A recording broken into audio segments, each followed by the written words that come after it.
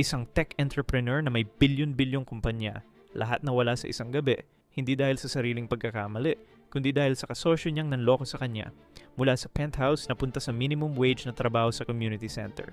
Dating mga kasamahan niya sa opisina, tinatawanan siya kapag nakikita. Mga bagong katrabaho, hindi nila alam na dati siyang milyonaryo. Pero hindi siya nagreklamo. Nagtrabaho siya ng mas mabuti pa sa lahat. Nag-aalaga ng mga batang walang gabay. Tinulungan ng center na mag-improve ng operations. Walang pagmamayabang. Walang pag-aasahan ng special treatment. Isang board member ang nakatuklas ng tunay niyang identity. Hindi para pagtawanan, kundi para hanapin.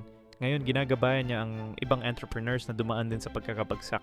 Mas masaya siya ngayon kaysa nung milyonaryo pa siya. Sabi niya, ang yaman ay nagbigay sa akin ng lahat ng gusto ko, pero ang pagkakabagsak ang nagturo sa akin ng lahat ng kailangan ko.